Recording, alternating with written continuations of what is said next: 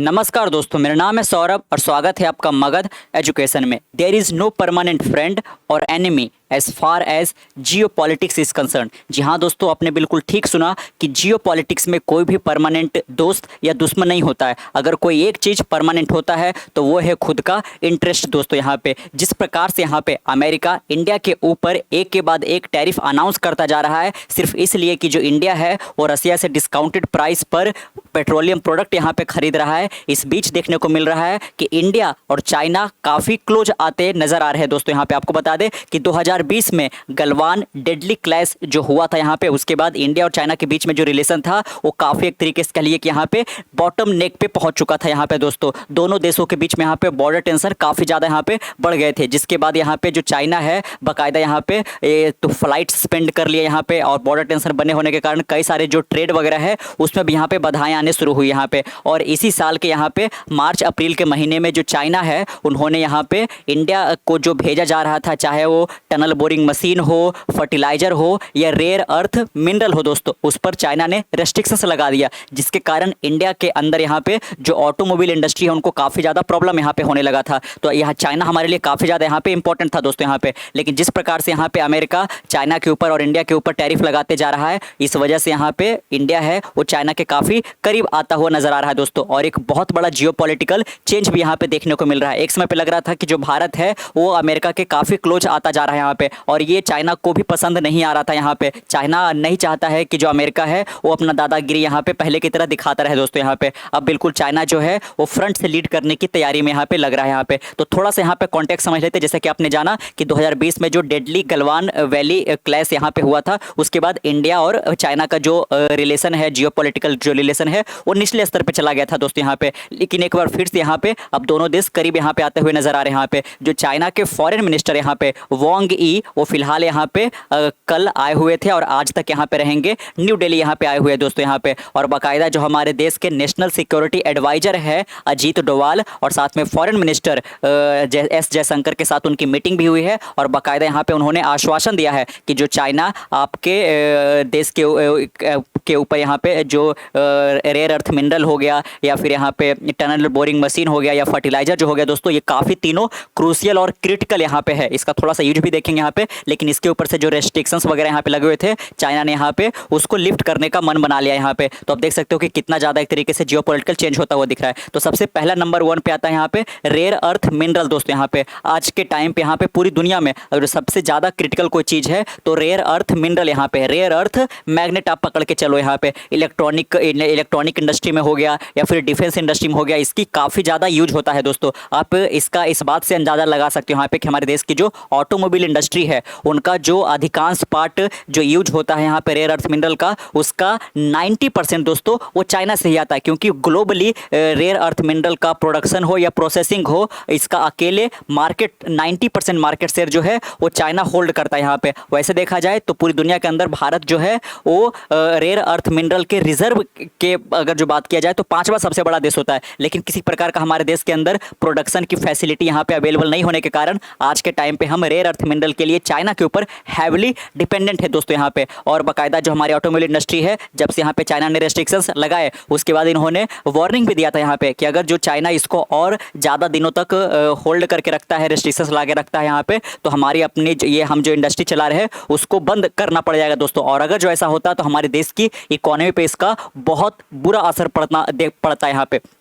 लेकिन thanks God ऐसा हुआ नहीं। दूसरा नंबर पे आता है फर्टिलाइजर यहाँ पे दोस्तों। तो इसमें भी लगभग जितना भी इंडिया के अंदर फर्टिलाइजर यूज होता है एग्रीकल्चर सेक्टर के अंदर, 80% जो है वो चाइना से ही हमें इंपोर्ट करना पड़ता है यहाँ पे। तभी हम इतनी बड़ी आबादी वाले देश को यहाँ पे पेट भर पाते हैं। अगर जो इस पर भी बहुत दिनों तक फर्टिलाइजर पे रेस्ट्रिक्शन लगा रहता तो देश के अंदर फूड सिक्योरिटी पर एक काफ़ी निगेटिव असर पड़ता है यहाँ पे दोस्तों। और उसके बाद जिस प्रकार से हमारे देश के अंदर मेक इन इंडिया के तहत और साथ में जो इंफ्रास्ट्रक्चर प्रोजेक्ट काफ़ी तेज रफ्तार से यहाँ पे आगे बढ़ता हुआ नजर आ रहा है, इसमें काफी क्रूशियल रोल प्ले करता है। और साथ में मेट्रो प्रोजेक्ट वगैरह, रेलवे प्रोजेक्ट यहाँ पे कितना तेज से बढ़ रहा है, तो आप देख ही रहे हो यहाँ पे जो पूरा हाईवे वगैरह है ये सब बन रहा है। तो टनल बोरिंग मशीन का काफी ज्यादा इसमें इंपॉर्टेंस है यहाँ पे दोस्तों। और टनल बोरिंग मशीन भी जो है वो हम चाइना से ही इंपोर्ट यहाँ पे करते थे, इस पर भी रेस्ट्रिक्शन लगा हुआ था। लेकिन ये तीनों क्रूशियल कैटेगरी पे से यहाँ पे जो चाइना है उसने यहाँ पे लिफ्ट कर दिया यहाँ पे जो रेस्ट्रिक्शन लगा रखा था दोस्तों यहाँ पे। तो बाकायदा में यहाँ पे देखने की कोशिश करेंगे यहाँ पे कि आखिरकार जो ट्रम्प है जिस प्रकार से यहाँ पे इंडिया के साथ पेश आ रहे हैं दोस्तों, इसकी वजह से चाइना इंडिया काफ़ी एक दूसरे के करीब यहाँ पे आता हुआ नजर आ रहा है। यहाँ पे बाकायदा देख सकते हो कि जो वांग ई है दोस्तों, यहाँ पे है ना, चाइना के फॉरेन मिनिस्टर यहाँ पे वांग ई, इनके साथ यहाँ पे कुछ महीने पहले ही जो नेशनल एडवाइज़र यहाँ पे अजीत डोवाल, उनके साथ इनकी मुलाकात हुई थी और उनके ही रिक्वेस्ट पर ये फिलहाल यहाँ पे दिल्ली आए हुए हैं। कल आए थे और आज भर यहाँ पे रहेंगे दोस्तों। और एस जयशंकर के साथ इनकी मीटिंग हो गई, अजीत डोवाल के साथ हो गया, जो कि 24वां टॉक था यहाँ पे। और अब इनकी मुलाकात जो है नरेंद्र मोदी के साथ भी यहाँ पे होने वाला है। और नरेंद्र मोदी यहाँ पे 30 अगस्त को यहाँ पे चाइना भी विजिट करने वाले हैं ESCO समिट के लिए, संघाई कोऑपरेशन ऑर्गेनाइजेशन के समिट के लिए। यहाँ पे जो नरेंद्र मोदी है वो चाइना जाएंगे और वहाँ पे होपफुली सी जिनपिंग उनसे यहाँ पे उनकी मुलाकात होगी। लेकिन उनसे पहले फॉरेन मिनिस्टर से यहाँ पे नरेंद्र मोदी का बातचीत यहाँ पे होने वाला है दोस्तों। यहाँ पे तो चाइना एक तरीके से कह लिए कि जो न्यू दिल्ली का रिक्वेस्ट था कि कृपया करके आप ये रिस्ट्रिक्शंस को लिफ्ट करो, यहाँ पे बिल्कुल अब स्वीकार करने के मूड में यहाँ पे आ गया है। और साथ में यहाँ पे ये हिदायतें भी दी गई है कि जो दोनों देश के बीच में जो डिफरेंसेस है दोस्तों, यहाँ पे वो एक तरीके से कह लीजिए कि यहाँ पे प्रॉब्लमेटिक नहीं होना चाहिए। यहाँ पे दोनों देशों ने एक दूसरे के म्यूचुअल रिस्पेक्ट हो गया, सेंसिटिविटी हो गया, यहाँ पे इसको काफ़ी ज़्यादा है ना रिस्पेक्ट करने की कोशिश यहाँ पे करी है टॉक्स के अंदर। यहाँ पे तो देखेंगे थोड़ा सा, यहाँ पे बाकायदा देख सकते हो है ना, China has lifted export restrictions on fertiliser, जो कि हमने देखा यहाँ पे कि हॉर्टिकल्चर एग्रीकल्चर में कितना काफ़ी इंपॉर्टेंस इसका होता है। Rare earth mineral, defence sector और इलेक्ट्रॉनिक्स, ऑटोमोबाइल इंडस्ट्री के अंदर यहाँ पे और साथ में टनल बोरिंग मशीन दोस्तों, यहाँ पे इंफ्रास्ट्रक्चर प्रोजेक्ट में a step that mark fresh momentum in trade ties between the two neighbour. यहाँ पे तो दोनों जो पड़ोसी यहाँ पे है पिछले 4-5 सालों से यहाँ पे काफ़ी ज़्यादा एक तरीके से अलग थलग इनका डिप्लोमेटिक रिलेशन टूटा हुआ था, अब वो काफ़ी करीब यहाँ पे आते हुए नजर आ रहे हैं। और साथ में जो ट्रैवल रेस्ट्रिक्शन हो गया या फिर जो फ्लाइट भी यहाँ पे अब रीओपन होने को जा रहा है दोस्तों। The breakthrough follow talk last month, देख सकते हो कि पिछले ही महीने यहाँ पे जो हमारे एक्सटर्नल अफेयर मिनिस्टर है एस जयशंकर, वो चाइनीज फॉरेन मिनिस्टर वांग ई से मुलाकात किए थे यहाँ पे। उसके बाद जो नेशनल एडवाइजर है अजीत डोवाल भी यहाँ पे चाइना जाते हैं और उन्होंने भी इनको रिक्वेस्ट किया कि आप भी इंडिया आइए दोस्तों। यहाँ पे तो वांग जो है बाकायदा यहाँ पे एस जयशंकर को ही यहाँ पे एश्योर किए थे यहाँ पे कि जो दिल्ली का रिक्वेस्ट है उसको माना जाएगा यहाँ पे। और शिपमेंट जो है रिस्ट्रिक्टेड आइटम का उसको भी फिर से रीओपन किया जाएगा। The development point to a pragmatic recalibration in ties. Both countries recognize that cooperation in critical sector can ease supply chain pressure and create room for stability in an uncertain global order। जिस प्रकार से यहाँ पे आज world order change होता हुआ दिख रहा है, स्पेशली ट्रंप के आने के बाद यहाँ पे उसमें बाकायदा यहाँ पे दोनों देशों को एक स्टेबिलिटी मिल सके, इसके लिए रूम बाकायदा यहाँ पे निकल सके दोस्तों। और साथ में यहाँ पे दोनों देशों को एक दूसरे के साथ यहाँ पे कोऑपरेट करने की काफ़ी ज़्यादा यहाँ पे जरूरत है। यहाँ पे ट्रंप का कोई भी भरोसा नहीं है। यहाँ पे ट्रंप बाकायदा यहाँ पे इंडिया को कितना ज़्यादा एक तरीके से कह लीजिए कि वाहवाही करते थे इंडिया की, और इंडिया के ऊपर आप 50% का आप टैरिफ लगा देते हो दोस्तों। यहाँ पे ये कहते हुए कि जो इंडिया है वो अमेरिकन गुड्स के ऊपर ज़्यादा टैरिफ लगाता है, या फिर चाइना लगातार रसिया से पेट्रोलियम प्रोडक्ट को यहाँ पे खरीद रहा है दोस्तों। इसको लेकर के यहाँ पे magnet difference carefully and build predictability into a fraud relationship. यहाँ पे तो बाकायदा देख सकते हो वाई द थॉट नाउ। यहाँ पे तो आखिरकार ये जो करीबी आया जा रहा है, आखिर इसका पीछे वजह क्या है, बाकायदा देख सकते हो कि जो वाशिंगटन के साथ न्यू दिल्ली का रिलेशन रहा है जो दोस्तों पिछले 1-2 महीना में यहाँ पे काफ़ी ज़्यादा ये प्लंज डाउन करता हुआ नजर आ रहा है यहाँ पे। और 50% का टैरिफ लगाने के कारण यहाँ पे जो है अब बाकायदा इंडिया भी वो एक नया पार्टनर की तलाश में यहाँ पे था। और चाइना से बढ़िया कौन हो सकता है, यहाँ पे दूसरा सबसे बड़ा इकोनॉमी है दोस्तों।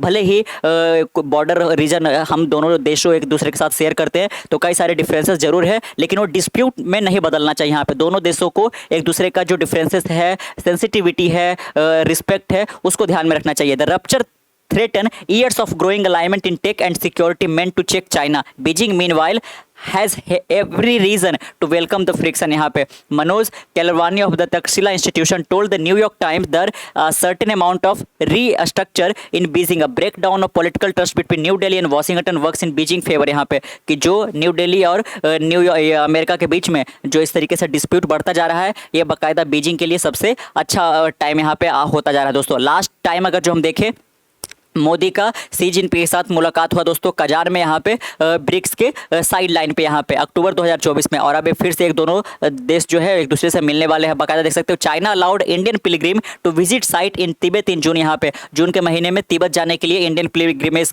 के लिए रास्ता भी यहाँ पे खोला गया। और साथ में यहाँ पे देख सकते हो कि फिर से जो टूरिस्ट वीजा है यहाँ पे चाइनीज नेशनल को चाइना ने यहाँ पे देना शुरू कर दिया यहाँ पे 24 जुलाई से ही यहाँ पे दोस्तों, जो कि पिछले 5 सालों से इसको फ्रीज किया हुआ था। Beijing envoy Xu Feihong even posted an open invitation to Indian on X, यहाँ पे बाकायदा साथ में यहाँ पे जो बीजिंग के एनवॉय है, न्यू दिल्ली में रह रहे हैं सू फ्योंग, इन्होंने अपने एक्स हैंडल पे साझा भी किया कि ज़्यादा से ज़्यादा जो इंडियन लोग हैं वो एक तरीके से यहाँ पे चाइना विजिट करें दोस्तों यहाँ पे, जो कि पिछले 5 सालों से ऐसा होता हुआ दिख नहीं रहा था। यहाँ पे देख सकते हो Chinese foreign minister Wang is in India on a 2-day visit, his first in over 3 years, कि पिछले 3 सालों में इनका पहला यहाँ पे इंडिया विजिट है ये दोस्तों। To meet external affair minister S Jaishankar, the trip could also set the stage for prime minister Narendra Modi first visit to China in 7 years. यहाँ पे देख सकते हो कि 7 साल हो गए मोदी के चाइना गए हुए यहाँ पे, अब एक बार फिर से यहाँ पे जाने वाला है दोस्तों, है ना। 2-3 ध्यान के अंदर रीजनल समिट होने वाला है संघाई कोऑपरेशन का, वहाँ पे दोनों मिलेंगे यहाँ पे। और साथ में यहाँ पे देख सकते हो वहाँ पे सी जिनपिंग तो रहेंगे ही रहेंगे, साथ में जो रशियन प्रेसिडेंट यहाँ पे व्लादिमीर पुतिन वो भी एक तरीके से वहाँ पे